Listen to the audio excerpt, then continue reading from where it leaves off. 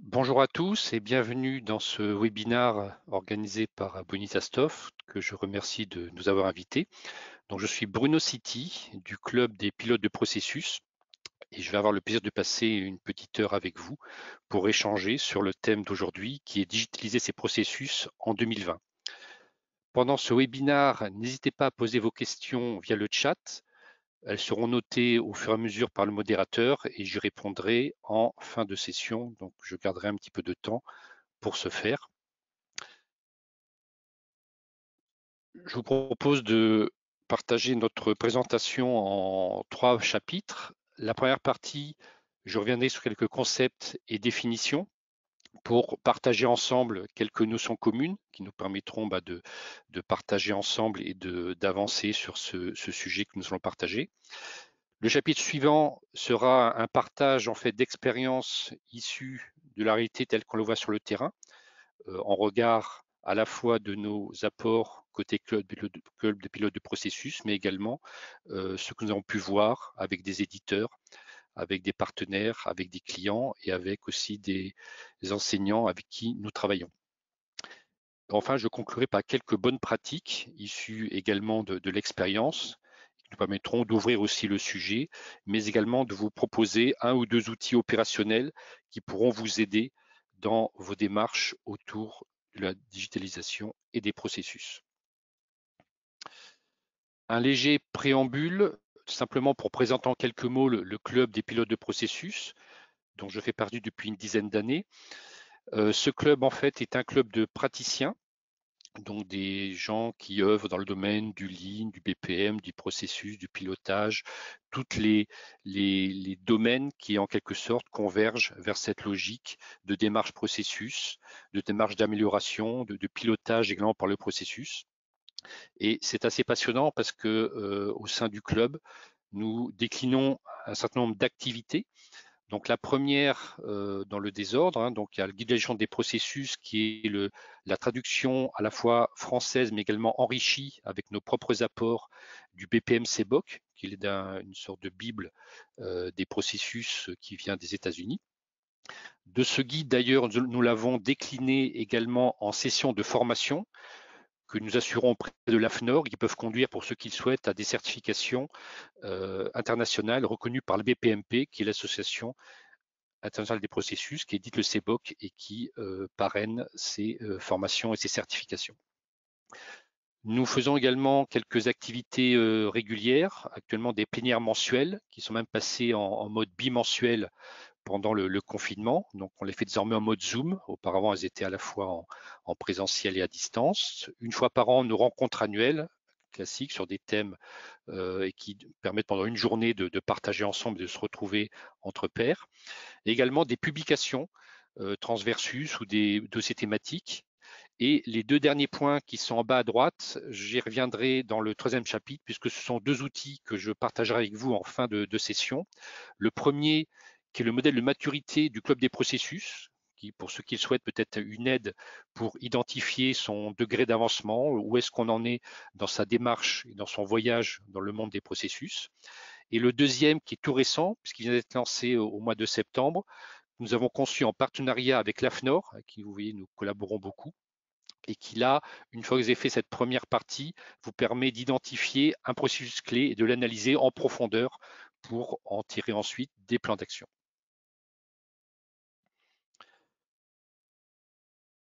Donc nous sommes aujourd'hui réunis pour parler de la digitalisation et des processus. Et on peut se dire, finalement, aujourd'hui, de quoi parle-t-on? Les processus est un mot parfois tabou, souvent utilisé. La digitalisation, je ne m'étendrai pas là-dessus, ça devient maintenant un sujet très important, y compris dans le contexte que nous vivons. Donc, qu'avons-nous en fait entendu dans nos pérégrinations auprès des différents interlocuteurs que nous sommes amenés à rencontrer? Tout d'abord, dans l'entreprise, on s'aperçoit que chaque entité a ses propres processus. C'est une phrase qu'on a entendue. Parfois, on nous dit il faut accélérer les délais d'approbation des documents. D'autres fois, on nous dit les tâches répétitives doivent être automatisées. Donc, oui, là, on commence à avoir des choses un petit peu connues. Il y a aussi dans notre Dans notre cas, on ne peut pas prévoir tous les cas possibles. Ou alors les dossiers sont trop spécifiques pour être modélisés à l'avance. Et enfin, le processus ne peut tout régler. Parfois, il faut s'adapter. Donc, vous voyez déjà ici la diversité. Quand on parle de processus, en fait, on va devoir traiter des cas très différents. Et toute l'art va être justement d'identifier à la fois le besoin de quoi parle-t-on en termes de processus et quelles vont être les solutions, les approches, et vous verrez qu'elles sont multiples, pour y arriver et pour entrer dans cette logique de processus et de digitalisation, puisque c'est aujourd'hui une démarche qui se développe. Alors effectivement, on peut être parfois un petit peu perturbé au départ. Perturbé pourquoi? Parce que quand on débute ou même quand on est chevronné, on est face à une multitude de concepts, d'offres et d'intervenants. Je l'ai un petit peu évoqué, on a du Lean, on a du BPM, donc un ensemble de termes, des sigles, des acronymes qui sont parfois un petit peu barbares. On a également des éditeurs, il y a le Gartner Group, il y a le Forrester, il y a des démarches, il y a des philosophies, des technologies. Donc tout cela peut être un petit peu perturbant et il va falloir essayer de donner une ligne directrice. Et c'est ça que je vais vous proposer dans les minutes qui vont suivre, en essayant de la partager avec vous. Et n'hésitez pas à poser vos questions et avec plaisir, nous partagerons en fin de séance. Donc tout d'abord, cette nouvelle approche de la digitalisation des processus, on peut dire qu'elle s'inscrit dans un triple cadre. Et déjà, pour cadrer le sujet, on va ici parler de processus, de données et d'interface. Déjà, le fait de se mettre d'accord sur cette logique fait que finalement, on va avoir à gérer trois grands domaines. Donc, je vais commencer par les processus et je traiterai à chaque fois chacun d'entre eux avec aussi un exemple concret issu des retours d'expérience. Donc, si on traite d'abord la partie processus, qui est le premier niveau auquel on pense souvent, mais les deux autres sont tout aussi importants, c'est que finalement, il va falloir essayer de structurer les approches que l'on a dans l'entreprise ou l'organisation. Et là, effectivement, l'ensemble des outils peuvent être nombreux. On l'a déjà cité, donc BPA, BPM, Case Management, on a du Lean Six Sigma, on peut faire aussi de la co-innovation, il y a aussi la discipline de la qualité avec l'ISO 9001. Il faut noter d'ailleurs que récemment, la dernière version de l'ISO 9001 a fortement orienté la rédaction et telle que la norme a été sortie par rapport à l'approche processus. Donc c'est encourageant parce que cela milite aussi sur la convergence et sur le fait que désormais la cause des processus est bien identifiée et que chacun essaye de l'intégrer. Alors, ce qui est important ici, dans ce premier niveau de la trilogie, quand on parle de processus, c'est de dire par quoi on va commencer. Ce qu'on appelle ici la priorisation. Alors, la priorisation, je vais avoir une réponse très simple. Finalement, c'est vous qui allez le savoir. C'est quels sont les processus qui sont douloureux, quels sont les processus qui sont stratégiques, qui sont urgents. Donc, et c'est la meilleure façon de faire, c'est de prendre un processus qui vous tient à cœur, un processus qui est en visibilité, pour deux raisons. Un, parce qu'il faut être concret, donc traitons d'abord les sujets qui se présentent à nous. Et puis deux, si vous traitez un sujet important, pour peu que la démarche se déroule bien, et ça sera le cas, ça met aussi en visibilité et ça vous aidera ensuite à continuer dans votre démarche processus, à traiter d'autres processus. Donc le choix du premier processus peut être important si vous débutez ou si vous avez déjà une démarche, continuez à prendre des processus entre guillemets, qui rapportent des points, qui apportent de la valeur d'une part, mais qui aussi apportent de la visibilité par rapport à votre hiérarchie, ceux qui auront à vous financer, ceux qui auront à vous soutenir dans vos efforts. Le deuxième point, c'est qu'on distingue aussi différentes typologies, différentes familles de processus. Par exemple, il y a les processus de pilotage, donc ceux qui sont conçus pour mesurer, surveiller, contrôler les activités de l'entreprise. On distingue ensuite les processus de support, ceux qui vont justement supporter les processus opérationnels. Donc, ces processus de support sont par exemple les fonctions centrales RH, finance, et ces processus opérationnels sont ceux qui vont en fait être au cœur du métier, qui vont être au cœur de l'opérationnel et qui vont permettre à l'entreprise de réaliser sa mission et apporter au plus proche du point de contact client le service qu'elle se destine à procurer. Il faut noter ici que de plus en plus, les interfaces d'interopérabilité, et là encore, si on prend l'exemple de la supply chain, c'est-à-dire qu'on peut avoir une gestion étendue d'approvisionnement de la logistique qui va s'étendre jusqu'au point de contact le plus proche du client. Et donc, il va désormais être important de faire en sorte de créer une synergie entre ces processus de gestion centraux, mais également ceux qui sont directement associés aux chaînes de montage, par exemple, ou à la délivrance du service au client. Un autre point qui est important sont les principes de modélisation. Pour bien commencer dans la modélisation des processus, vous pouvez considérer qu'il y a en fait 3 niveaux. Le premier niveau serait un niveau qu'on appelle du macro-processus. Par exemple, ça serait optimiser la couverture de l'assurance. Un deuxième niveau qui serait le niveau processus. Donc là, on est un petit peu plus concret quand on descend dans l'activité, c'est-à-dire offrir et gérer une offre d'IRD, donc les produits d'assurance et d'habitation d'assurance. Et ensuite, un second niveau où là, c'est au niveau de l'activité, vous direz, bah là, on va essayer de créer un produit d'assurance habitation, donc décliné, vous voyez, de forme un peu hiérarchique, du plus élevé jusqu'au moins élevé. Et là, ce qui est important également, c'est de distinguer la différence entre processus et procédure. On a souvent entendu que les processus étaient lourds, les processus étaient complexes. En fait, c'est faux, c'est simplement parce qu'on les confondait avec les procédures. Les procédures, elles ont le mérite d'être détaillées, d'être exhaustives, d'être parfois implacables. Mais justement, elles n'ont rien à voir avec les processus et inversement, car le processus, justement, a pour vocation de fluidifier, de faire avancer, si on prend l'étymologie procédérer, faire en sorte, aller vers l'avant, fluidifier, accélérer. Et c'est en quelque sorte une erreur de langage, parfois d'associer procédure et processus. Les deux sont liés à un certain moment, parce que quand le processus est en place, il y aura des procédures qui vont l'accompagner, effectivement. Mais il ne faut pas oublier que le processus a une vocation justement de fluidité, d'accélération, que ce soit dans le Lean ou dans le BPM, on le verra, c'est le même combat. Il y en a un qui va automatiser avec le BPM et un autre qui va fluidifier ou apporter de la qualité avec le Six Sigma. Donc ça, c'est des points importants. Pour prendre maintenant l'exemple illustration de la santé, puisque j'ai aussi évoqué qu'il était important d'avoir une posture, que faire du processus, ça ne s'improvise pas, ça s'apprend, on peut le faire. Il faut aussi avoir quelques recettes et que je vais essayer de partager avec vous. Premier exemple ici, et j'aurai deux autres exemples ensuite à décliner de manière complémentaire.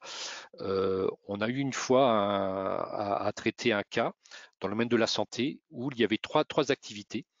Une première activité consistait à soigner les gens à domicile, une activité d'hospitalisation à domicile. Une deuxième activité consistant à soigner les gens en termes de rééducation, donc activité rééducative. Et une troisième activité consistant à soigner les patients dans un endroit géographique où ils étaient à la fois hébergés, nourris et puis soignés. Et on était amené à rencontrer différents interlocuteurs, puis chacun nous disait, ah, oulala, nous, on n'a vraiment pas la même façon de travailler que nos collègues qui font de l'hospitalisation à domicile ou rééducation, et réciproquement. Sauf que quand on analyse un petit peu, on a pris un peu de recul, après être revenu des différents ateliers, on s'est aperçu qu'en fait, quel que soit l'un ou l'autre des départements, il commençait par accueillir le patient, il faisait un certain nombre d'actes administratifs, ensuite il le soignait, il suivait ses soins, et à un moment donné, ce patient sortait. Donc finalement, il y a bien le même processus global.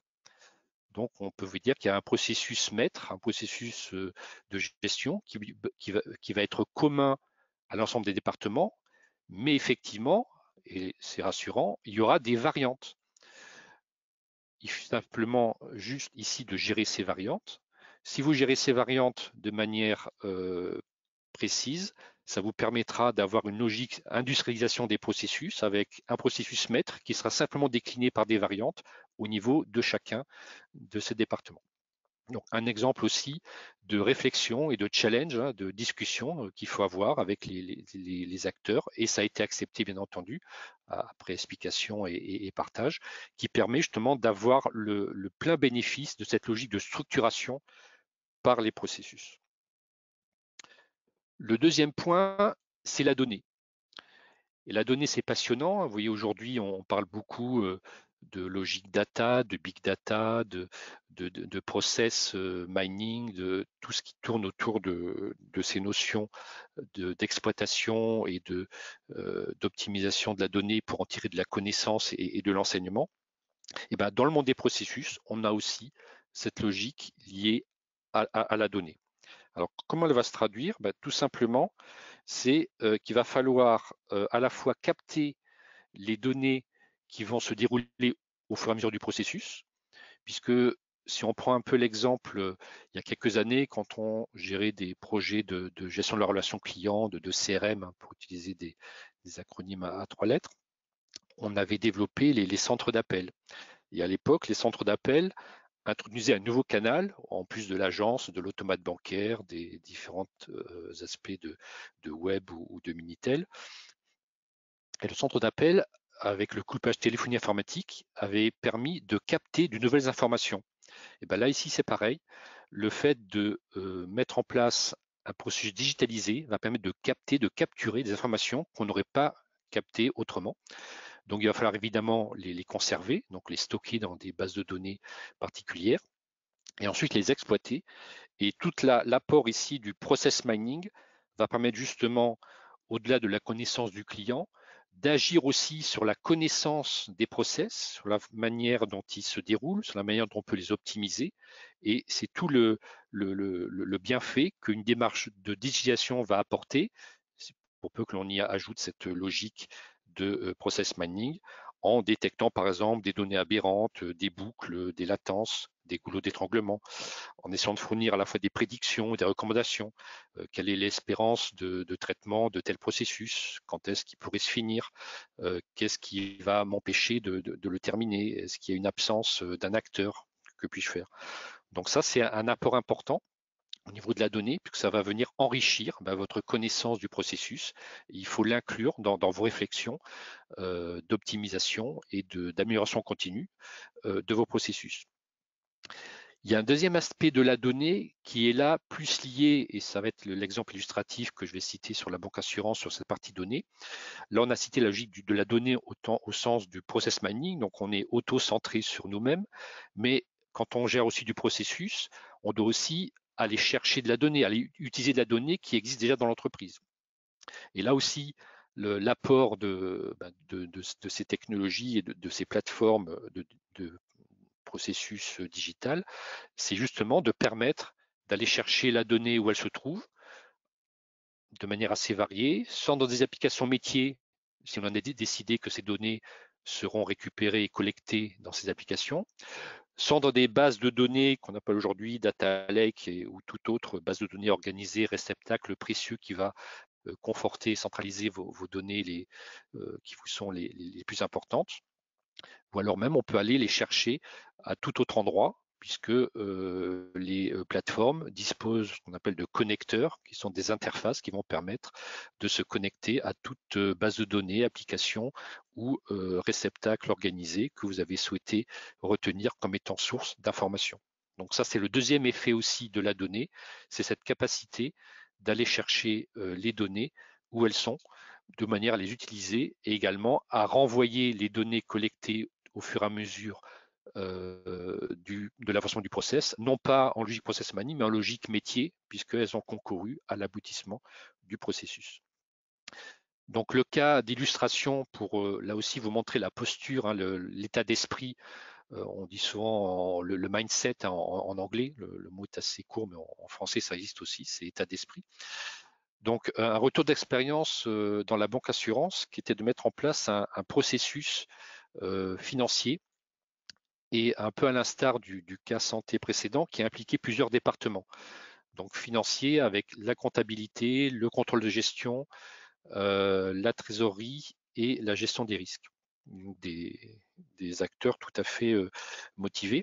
Et là, ce qui s'est passé, c'est qu'on s'est aperçu que le processus, on arrivait à le faire, mais qu'on avait un problème de données. C'est qu'on n'arrivait pas à se mettre d'accord entre chacune des entités, chacune voulant une donnée particulière, parfois commune, parfois distincte. Et à un moment donné, on s'est aperçu que tout convergeait vers une application métier et ils n'arrivaient pas à se mettre d'accord parce que chacun avait ses propres calculs en sortie de process et ils ne trouvaient pas les mêmes résultats. Donc ça, c'est un cas assez classique. Ben, on a été amené, à force de discussion et par cette logique de structuration du processus et en essayant d'être convergent, la convergence a amené en fait à non pas utiliser les données issues de la base de données décisionnelle, hein, mais qui fonctionne très bien par ailleurs, parce qu'on avait des doutes sur la qualité de la donnée au fur et à mesure des années avec la sédimentation. Et donc on est allé chercher directement la donnée dans une application métier qui était validée par l'ensemble des acteurs, donc les comptables, les contrôleurs de gestion, les financiers. Et donc c'est ce qui a permis de boucler le projet après une petite période d'échange qui nous avait ralenti. Et ensuite, grâce à cette décision à la fois prise en synergie avec l'ensemble des acteurs et qui a allé dans le sens de la qualité de la donnée, on a réussi à délivrer un processus fiable, performant et qui délivrait à la fin des données correctes qui pouvaient être exploitées par chacun des acteurs. Troisième élément, les interfaces, qui est le troisième volet de cette trilogie. On le voit aujourd'hui avec la mobilité. On a besoin non seulement de consulter les différents éléments depuis des écrans classiques de PC, mais également depuis des tablettes, voire des téléphones. Et c'est aussi une des qualités de cette logique de digitalisation des processus, de permettre de s'affranchir, quand c'est possible, bien entendu, des différentes interfaces. Donc ça, c'est un premier point. Et également, quand on parle d'interface, c'est aussi la capacité d'interopérabilité, c'est-à-dire d'être en capacité, au fur et à mesure de l'avancement du processus, de pouvoir se connecter à l'une ou l'autre des applications via des connecteurs qui seront compatibles avec des outils de relations clients, des outils de gestion de type ERP, des outils décisionnels et toute application métier spécifique qui sera utile pour l'avancement du processus. Là aussi, un cas d'illustration concret, donc issu de l'industrie, où on avait une entreprise qui avait besoin de sortir de manière très importante avec des contraintes d'audit et réglementaires, des rapports sur un certain nombre de ses produits. Et ces rapports étaient souvent douloureux à sortir parce qu'il y avait plusieurs acteurs qui y participaient. Les versions n'étaient pas toujours faciles à identifier. L'endroit où se trouvait le dossier dans son avancement n'était pas toujours aisé à deviner. Donc finalement, ils avaient souhaité faire un projet assez ambitieux, non seulement basé sur une plateforme de digitalisation des processus, mais également associant une application de gestion de contenu de type ECM, gestion de contenu d'entreprise, gestion de documents, et en plus la signature électronique de manière aussi à valider, pour des raisons d'audit, la fiabilité des documents et surtout l'émetteur et la personne qui avait validé le document. Donc là, on a un exemple assez riche où l'application finale embarquait déjà 3 applications qui devaient converser entre elles, être compatibles, et tout au long du processus, avoir des allers-retours entre la partie processus orchestration qui avait pour vocation de gérer les documents, les distribuer, et rappeler à chaque fois les échéances à chacun des interlocuteurs, et également côté signature électronique, le besoin de pouvoir identifier qui était le signataire, où en était-on de la signature et quand est-ce que l'acte était fini, de manière à ensuite passer le document en validation et donc il était ensuite utilisable pour être adressé aux différentes entités concernées. Donc là, effectivement, c'est cet exemple à la fois d'interface qui permet désormais de se démocratiser dans l'entreprise au plus proche des points de contact, soit au niveau des chaînes de montage ou pour des commerciaux auprès des clients, et également cette capacité d'orchestrer un certain nombre d'applications qui vont concourir à la réalisation du processus.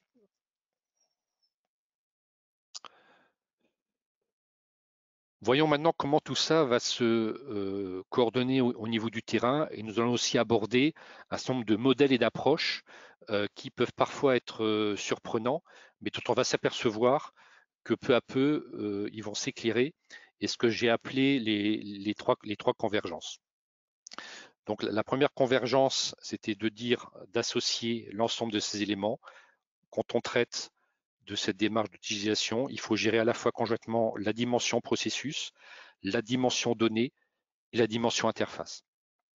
La deuxième convergence qu'on va voir maintenant, c'est lié aux approches qu'on appelle business process management, case management. On nous dit souvent, est-ce que je dois faire du case management? Est-ce que je dois faire du BPM, business process management? Je vais essayer de partager avec vous quelques réalités que nous avons pu constater, et c'est tout récent depuis ces derniers mois. Donc, pour rappel, donc quand on parle de business process management, qui est une technique et aussi qui se traduit par des outils dans la logique de digitalisation des processus, en fait, on va chercher à avoir une vue d'ensemble de processus structurants de l'organisation. Alors, j'ai mis quelques exemples. On peut avoir des workflows documentaires, des workflows formulaires, des workflows métiers, donc ce qui montre déjà la richesse de ces éléments. Et là, je vais surtout m'intéresser à la partie interaction. Les interactions, c'est qu'en fait, il va falloir mettre en mouvement et associer un certain nombre d'acteurs, donc qui sont des utilisateurs, des pilotes, donc faisant partie du club de processus, vous me permettrez de faire une petite allusion au fait que ces processus, il est important qu'ils soient également pilotés. Et donc, le pilote du processus va avoir pour rôle d'assurer la pérennité du processus une fois qu'il a été conçu, de son amélioration continue, faire des revues de processus et faire en sorte qu'il soit toujours fiable et opérationnel. Mais ce processus, il va vivre. Et donc, il y a à la fois des initiateurs de processus qui en général lancent le processus. C'est la première personne qui appuie sur le bouton pour initier l'instance de processus. Et il y a un certain nombre d'utilisateurs et d'acteurs qui vont le consommer entre guillemets, c'est-à-dire vont exécuter des tâches, valider des documents ou répondre à un certain nombre de sollicitations tout au long du processus. Et donc c'est ces interactions en fait qui vont être gérées, orchestrées et automatisées et fluidifiées par ces logiques de plateforme avec, on l'a vu, les applications métiers et les sources d'information. La logique ici, c'est d'avoir une valeur qui permet de gérer de manière fluide tout au long des étapes du processus en essayant d'avoir des gains de temps par rapport à des tâches qui pourraient rester en attente, et également de faire en sorte de s'assurer que le processus ait bien une fin et qu'il parvienne à son échéance telle que ça a été prévu et si possible dans le délai qui a été fixé au départ en termes d'exigence de traitement. De notre côté, on a le case management. Alors, case management, tout aussi intéressant, puisqu'il va permettre justement de traiter des cas assez particuliers où parfois, on ne peut pas tout modéliser. Et oui, ça peut arriver. Donc, dans ce cas-là, on a recours au case management où on va modéliser un certain nombre d'éléments à l'avance qui vont permettre justement d'avoir déjà une structuration. En revanche, l'acteur va pouvoir gérer l'imprévu, c'est-à-dire à un moment donné de sa progression dans le traitement de son dossier, il va pouvoir sélectionner une tâche et c'est lui qui va décider, qui va lui permettre de continuer sans être bloqué et tout en essayant d'avancer et de conclure l'ensemble des tâches qu'il a à gérer. Donc l'avantage ici du case management, c'est que ça va permettre d'anticiper sur des sujets qui ne sont pas complètement modélisables, qui nécessitent parfois une intervention d'un expert, et l'expert saura activer la ressource qui lui sera nécessaire, exécuter des règles, lancer des activités en fonction du contexte dans lequel il va se trouver. Alors, ce qui se passe souvent, c'est que dans des logiques un peu traditionnelles, les gens ont l'impression qu'ils doivent choisir au départ, est-ce que je me lance dans du BPM ou dans du case management? J'ai une bonne nouvelle à vous annoncer. Aujourd'hui, c'est plus vraiment l'objet, parce que la bonne nouvelle, c'est qu'il y a aujourd'hui une convergence entre ces deux approches. Historiquement, le case management était issu des éditeurs de gestion de documents, parce que justement, eux, ils partaient d'un document et essayaient de le faire avancer dans le cadre d'un process. Et de l'autre côté, vous aviez les fournisseurs et éditeurs de processus qui poussaient les workflows. Aujourd'hui, ce monde se rapproche D'une part, parce que la plupart des éditeurs maintenant proposent les deux approches. On peut à la fois faire du case management et du BPM, Business Process Management, dans les différents outils du marché. Donc c'est ça la bonne nouvelle et c'est depuis quelques mois, fin d'année dernière et dans ce premier semestre. Ce qui fait que pour vous, ça vous enlève la pression de choisir quelle est la technologie, quel est l'outil, si vous voyez ce que je veux dire. Donc, encore une fois, vous devez vous concentrer sur votre besoin. Vous avez un process métier, vous avez une démarche à modéliser. Faites-la. Et ensuite seulement, le moment viendra d'outiller, de choisir un outil qui aura le mérite justement de vous aider à aller un petit peu plus loin et de passer à cette digitalisation. Donc ça, c'était le message que je voulais partager avec vous. Et pour cela, vous avez désormais des notations qui ont été élaborées. Donc là, je vais en présenter deux aujourd'hui, qui est BPMN et CMMN. La première ici, BPMN, est issue de l'OMG, qui est l'organisme qui fait également l'UML, donc vous voyez qu'on est entre genre de bonne compagnie. Et donc elle a spécifié la notation qui va nous permettre, nous praticiens des processus, d'avoir un langage commun. Et ce langage commun, il est important parce que d'une part, il est normalisé, donc ça permettra d'un cas à l'autre, d'une entreprise à l'autre, de pouvoir s'y retrouver. Mais surtout, il est normalisé et assez clair pour permettre les échanges entre les gens du métier et les gens des équipes informatiques. Et ça, c'est intéressant parce que de plus en plus sur ces projets, ce sont des projets qui se mènent avec des équipes pluridisciplinaires. Parce qu'on parle de digitalisation, derrière, à un moment donné, il y a de l'informatique. Le processus, c'est du métier. Et donc, il faut réunir des équipes dont le rôle va être d'apporter chacun leur savoir-faire pour concourir à la modélisation du processus. Et donc, cette notation BPMN a le mérite d'être prise dans la plupart des outils du marché. On est actuellement à la version BPN 2.0 et constitue un bon élément de discussion et de partage lors des ateliers, puisqu'elle permet, avec une première modélisation, de pouvoir ensuite partager entre le métier et l'équipe informatique les souhaits en termes de déclinaison processus. Bien entendu, il existe l'équivalent pour la partie Case Management, ça s'appelle la notation CMMN, Case Management Model Notation, également élaboré par l'OMG et qui va décrire l'ensemble des concepts, les règles qui sont à utiliser. Donc là aussi, vous pouvez reprendre les mêmes logiques, normalisation, capacité de discussion et aussi le fait de retrouver dans les différents outils cette notation. Et actuellement, on en a la version 1.1.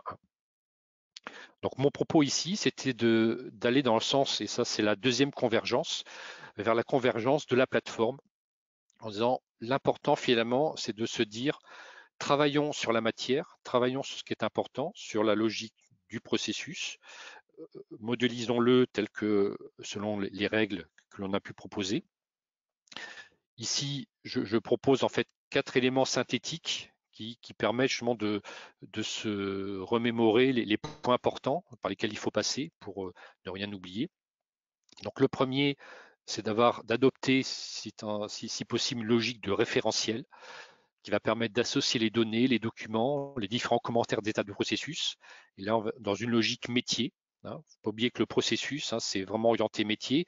Idéalement, ça part d'un client et ça doit aller normalement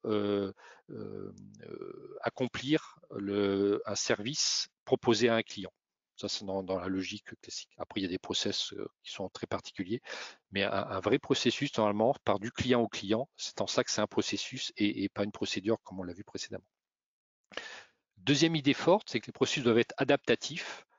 Donc, d'où l'intérêt de ces notations qui sont maintenant normalisées, que ce soit BPMN ou CMMN, qui vont permettre, grâce à ces plateformes, de pouvoir décliner selon nos besoins, selon qu'on a des workflows très procédurés. Donc là, il n'y a pas de souci, on décline les étapes, on met en place un certain nombre d'éléments. Ou alors, on a besoin d'avoir parfois des étapes d'aide où l'expert devra choisir selon son contexte l'action ou la prochaine meilleure action qu'il devra réaliser. Troisième élément important, c'est la gestion dynamique des acteurs à la fois donc des filtres et des profils pour pouvoir identifier les différents rôles que l'on a pu identifier dans les utilisateurs, consommateurs et initiateurs de processus, et avec une logique dynamique qui permet justement à chacun d'intervenir et de pouvoir par exemple notifier. Je prends ici un exemple aussi qui permet de clarifier l'état d'esprit, l'état d'esprit processus. Parfois, on discute avec les utilisateurs, ils nous disent, voilà, à cette étape, je dois envoyer un mail. Je dis, ouais, très bien, tu dois envoyer un mail, mais pourquoi faire? Dans quelle intention? Dans quel but? Dans quel objectif? En fait, on s'aperçoit que l'objectif, c'est pas d'envoyer un mail. L'objectif, c'est que la personne soit prévenue, soit alertée, soit qu'une tâche est prête pour elle, soit qu'un document est disponible ou tout autre événement souhaité. Et bien, quand on est en logique processus, quand on est en logique digitalisation des processus, cet email, c'est pas un email, on va faire une notification. Donc, vous voyez, là, c'est important d'avoir l'état d'esprit. Si on reste en logique un peu classique, on note rapidement, oui, il veut envoyer un mail, et là, on passe à côté de quelque chose. Là, si on a l'état d'esprit, on dit OK, on doit derrière utiliser une plateforme, et ben ça s'appelle une notification, c'est que l'outil qu'on aura retenu, quel qu'il soit, il y en a beaucoup sur le marché, nous permettra de notifier la personne souhaitée de tel ou tel événement. Donc là aussi, c'est une astuce de modélisation. Et enfin, application générique, puisqu'on va, là, et on l'a évoqué, à travers une interface utilisateur, permettre de pouvoir communiquer via une architecture souple, évolutive, qui va permettre d'accompagner les processus, parce que la bonne nouvelle, c'est que les processus sont vivants.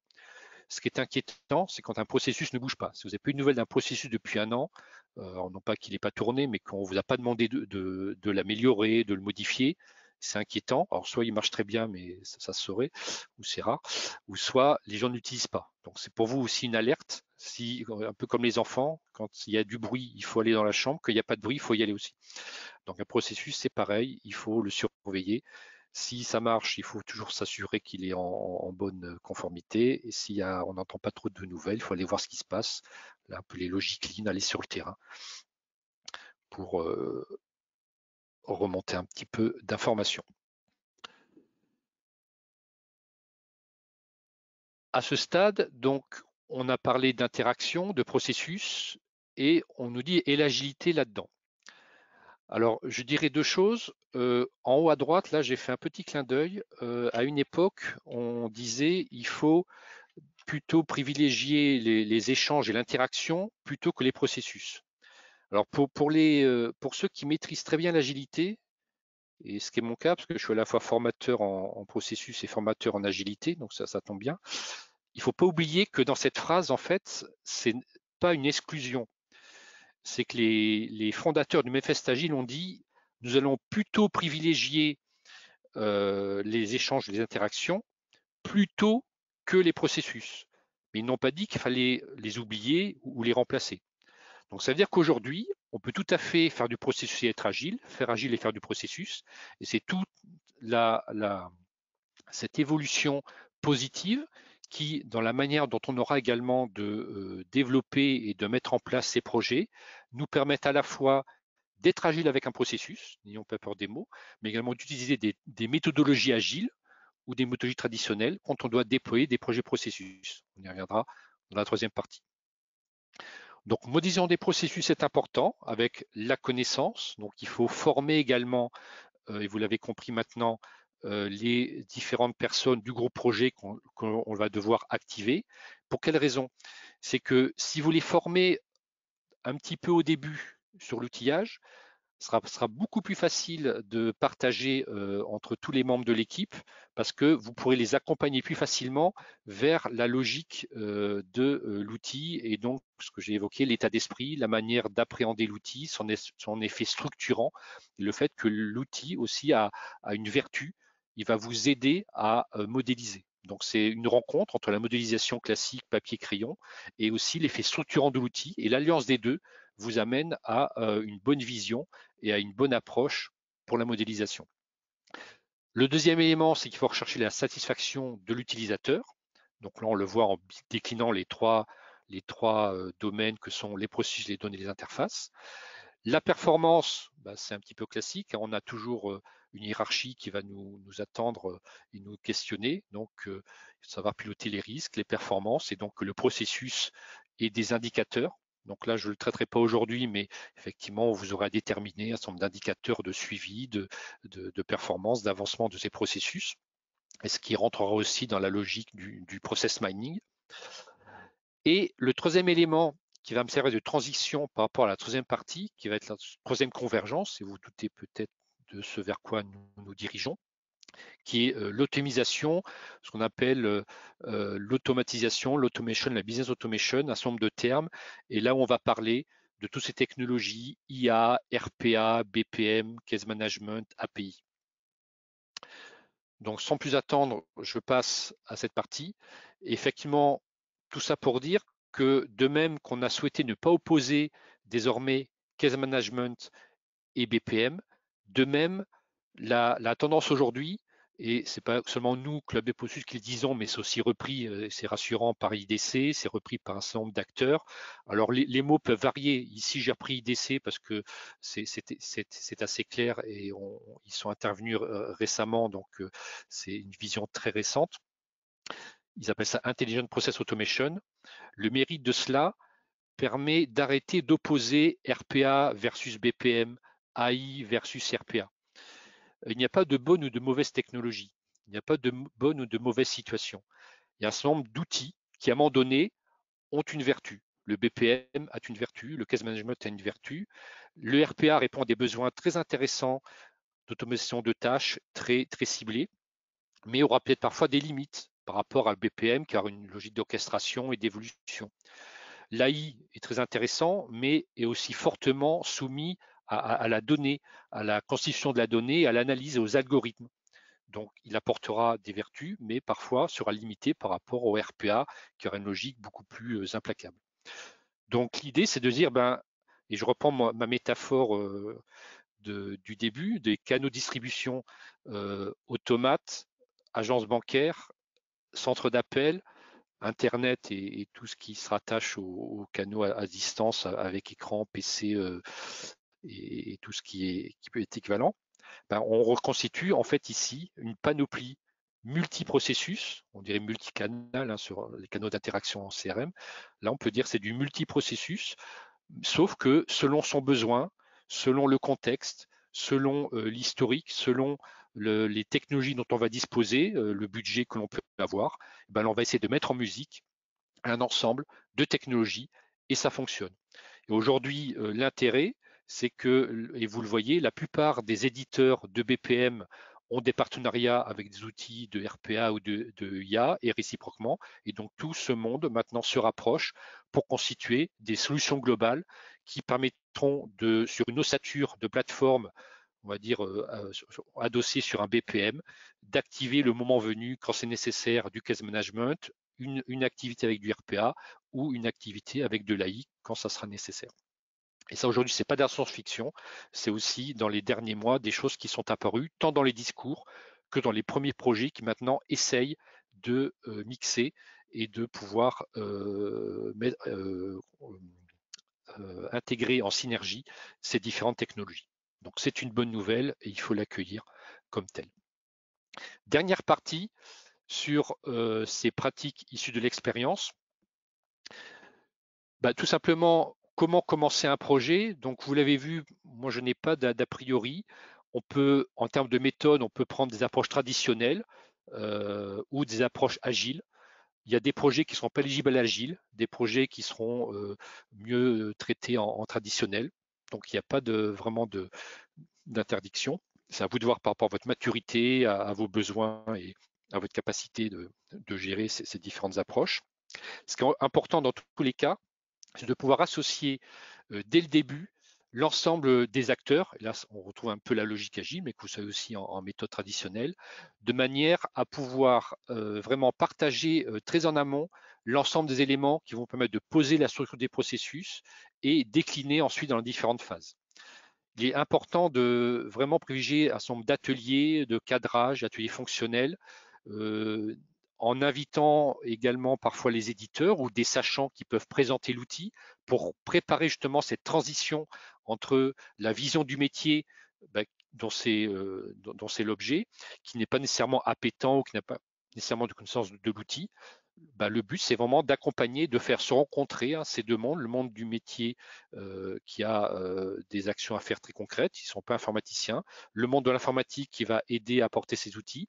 De plus en plus, d'ailleurs, les outils sont conviviaux, grâce à ces notations qu'on a évoquées, CMMN, BPMN, grâce à des interfaces de modélisation de plus en plus conviviales, low code ou zéro code ou très agréable à utiliser, ça permet petit à petit de faire se rencontrer les gens et de désacraliser ces domaines qui pouvaient parfois sembler un petit peu techniques.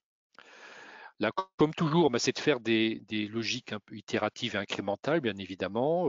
Prendre son premier processus, celui qui vous tient à cœur, qui est stratégique, urgent, important, et le traiter.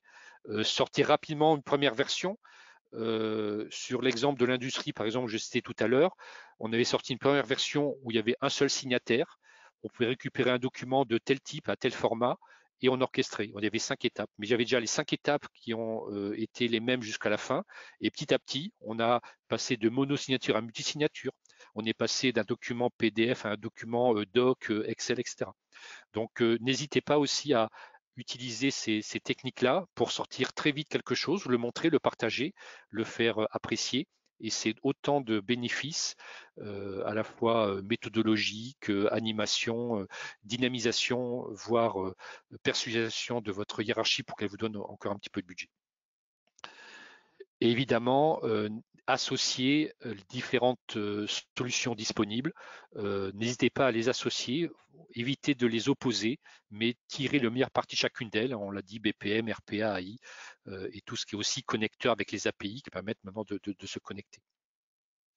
Donc pour finir, comme je l'avais annoncé, je vous présente 2 outils qui peuvent aussi vous aider, en plus de tout ce qui a été présenté jusqu'à présent. Le premier, c'est le modèle de maturité du club des pilotes de processus. Donc, on a créé il y a une dizaine d'années, et donc tous les ans, un questionnaire de 53 questions qui est rempli soit par les membres, soit par des non-membres. Donc, c'est ouvert à tous. Ceux qui sont intéressés pourront me contacter par email que je fournirai à la fin ou enfin, nous contacter, nous poser des questions.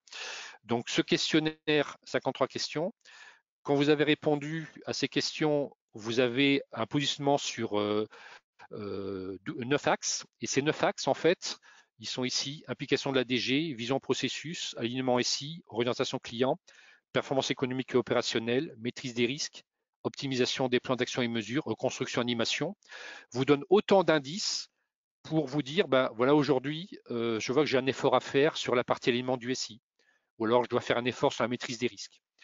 Donc, il y a un double intérêt dans ce questionnaire, au-delà du fait qu'il soit gratuit, donc il y a un triple intérêt, c'est que, vous pouvez vous situer par rapport à vos pairs, puisque vous avez des courbes à la fois nationales et pour certains secteurs, comme la banque et l'assurance, qui participe beaucoup à nos questionnaires, vous pouvez vous comparer, si vous êtes de ce secteur, à la réponse standard de vos pairs. Si vous n'êtes pas dans ce secteur, c'est pas grave, parce que si vous le faites tous les ans, vous pouvez aussi le faire une fois par an et voir comment votre score évolue. Oui, donc ça aussi, c'est un outil dans le temps. Vous pouvez même aussi le faire si vous êtes dans une équipe, par chaque membre de l'équipe, pour identifier s'il y a des écarts de visibilité, le faire par plusieurs départements pour voir s'ils ont la même vision, etc. Donc c'est aussi fractal. Donc il y a beaucoup, je pourrais en parler des heures. Dans les formations pour info, quand on les fait formation, on passe 2 heures sur ce sujet tellement les gens sont passionnés. Donc un questionnaire, c'est libre. Si ça vous intéresse, il est tout à fait utilisable. Et ensuite, derrière, vous pouvez en déduire des actions et des points d'amélioration issus des 9 axes qui ont été ici déterminés. Deuxième outil, et là c'est tout récent, il vient d'être lancé en septembre-octobre et on a notamment utilisé une plénière le 10 septembre, on l'a présenté avec la FNOR. Donc là, par rapport à l'étape précédente, c'est l'étape suivante. Vous identifiez un processus très clairement déterminé et là, vous avez une démarche qui va vous permettre de l'auditer. Donc, c'est l'audit d'un processus à travers un certain nombre de dimensions, les ressources, l'aliment stratégique. Donc, ça ressemble un petit peu, puisqu'on on a repris les grands critères, ils sont classiques. En revanche, ici, les questions vont être un petit peu différentes puisqu'elles vont être vraiment adressées sur le processus en lui-même, de manière à pouvoir identifier donc les axes d'amélioration, bénéficier au passage d'un regard externe et d'experts, puisque le fait de dérouler ces questions, rien que le fait que de les lire et de les entendre, déjà, ça vous donne aussi des idées et ça vous permet de vous conforter et de vous enrichir sur votre vision processus. Le cas échéant, se benchmarker par rapport à d'autres processus. Et enfin, l'utiliser aussi comme un outil interne de sensibilisation, de valorisation des différents acteurs du processus. Donc là aussi, c'est un outil qui est en cours de lancement. Donc ceux qui sont intéressés, on pourrait nous contacter et on vous dira de quelle manière il peut être utilisé, donc développé par la FNOR et par le Club des pilotes de processus. On approche de la fin, donc je vous remercie déjà pour cette première partie et on va répondre aux questions que vous avez posées depuis tout à l'heure. Donc je vais les prendre dans l'ordre.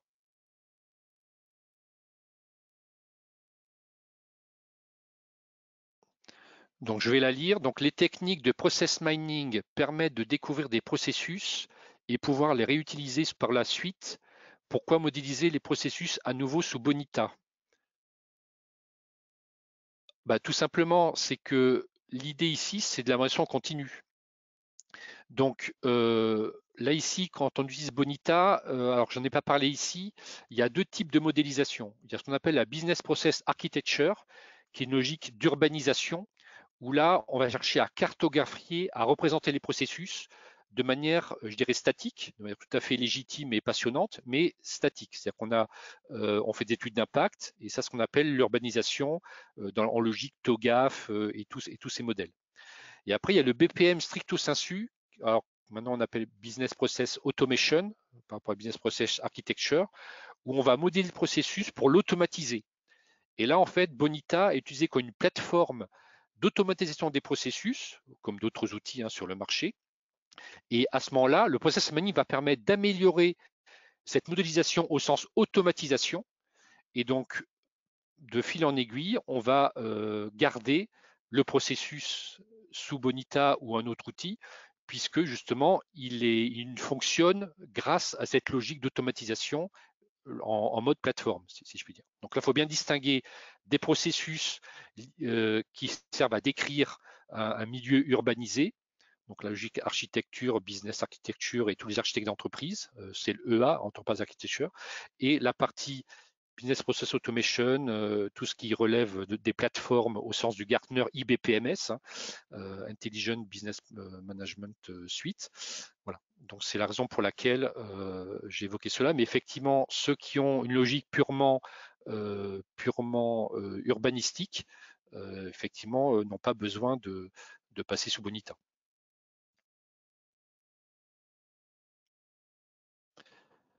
Autre question, est-ce qu'on peut dire donc que c'est la fin des solutions BPM classiques et que les solutions de nouvelle génération devraient forcément prendre en charge BPM, case management et aussi gestion des règles métiers? Alors c'est déjà le cas. C'est pas que c'est la fin, c'est qu'elles ont évolué. Donc autant les dinosaures ont disparu, autant la plupart des éditeurs ont évolué. Des éditeurs qui étaient BPM de manière historique ont rajouté des modules case management. Des éditeurs qui étaient plutôt case management ont rajouté le module BPM. Je caricature, mais c'est pour vous montrer l'idée. Donc aujourd'hui, le souci n'est plus de se dire, alors deux choses. Un, est-ce que je fais du case, est-ce que je fais du BPM? C'est plus l'objet. Modélisez votre processus et on verra dans la deuxième étape. Et l'objet, c'est plus de se dire, oulala, j'ai peur de ne pas bien choisir mon éditeur. Si vous choisissez bien parmi ceux connus sur le marché, il y en a plusieurs, et puis après on peut toujours en trouver. La plupart d'entre eux maintenant ont intégré de manière native à la fois BPMN 2.0 et CMMN 1.0, et même puisque c'est évoqué ici, le DMN, Decision Model Notation, qui est également le troisième, si je puis dire, notation intéressant, qui est plus orienté sur les arbres de décision et sur le décisionnel, mais qui est tout aussi intéressante et qui est aussi proposé par de plus en plus d'éditeurs. Cette question. Avez-vous des exemples de cas d'utilisation chez des clients associant processus BPM et IPA? Alors aujourd'hui, c'est en cours. Il n'y a pas encore officiellement, moi j'en ai pas vu, enfin en termes de communication, mais en termes de projet, c'est en cours. Donc moi, nous connaissons des projets qui essayent, alors je dirais à deux niveaux, d'allier du BPM et du RPA pour justement compenser à la fois les bienfaits du RPA, mais certaines limites, et réciproquement. Il y a également d'autres projets qui associent BPM et IA, donc c'est en cours. Donc on va le voir bientôt et j'espère que nos prochaines interventions vous permettront de découvrir ou vous-même contactez-nous pour aussi bien Club des processus ou Bonita si vous avez des retours d'expérience à partager et à montrer. Est-ce qu'il y a des études sur le lien entre la gestion des risques dans les entreprises et les technologies BPM, case management? Alors, j'ai pas connaissance d'études. En revanche, au sein du club des processus, nous, on est en relation avec l'association, enfin nos cousins qui s'occupent des risques, l'AMRAE, l'association qui s'occupe de suivre justement tout ce qui est gestion des risques. Et donc, c'est vrai qu'aujourd'hui, c'est les populations de audit et tous les acteurs entreprises qui s'occupent de la gestion des risques s'intéressent de très près à nos travaux, aux travaux des éditeurs au sens large, puisqu'effectivement ça a du sens. Je vais citer une anecdote. J'avais, il y a quelques années, modélisé 38 processus dans une mutuelle qui commence par M, qui finit par F. Et les gens des risques étaient venus nous voir à la fin en disant bravo, merci, ce que vous avez fait là, ça va nous servir, on va l'utiliser dans nos travaux d'audit et de gestion des risques. Donc c'est évident qu'aujourd'hui, effectivement, au-delà des populations classiques métiers, des populations informatiques, il faut ajouter les acteurs et contributeurs de gestion des risques et équivalents parmi les futurs et même actuels consommateurs et utilisateurs de ces démarches processus BPM et case management. Bonita est-il adapté uniquement pour les processus structurés? Comment modéliser les processus hautement dynamiques comme le cas de la gestion de crise? Autrement dit, peut-on arrêter l'exécution d'un processus en cours en cas de changement de situation courante? Je dirais oui. Au-delà de Bonita, bon là on est invité par Bonita aujourd'hui, mais au-delà de Bonita et d'autres acteurs, aujourd'hui Bonita a un module adaptatif case management. Après je laisserai les experts de Bonita compléter. Donc je dirais la réponse est oui. Tout comme je l'ai dit précédemment, les autres éditeurs qui maintenant intègrent des modules case management et des modules BPM. Donc certes, on peut gérer du processus structuré, mais de plus en plus de processus moins structurés avec cette capacité de pouvoir gérer justement selon le contexte, des tâches qui se présenteront à nous, mais qui ne sont pas nécessairement modélisées de manière implacable au sens BPM stricto sensu. Eh bien, je vous remercie à tous pour votre attention. Merci pour ces questions très intéressantes et au plaisir de se recroiser lors de prochains événements au sein du club ou dans d'autres instances. Merci à vous et à très bientôt. Au revoir.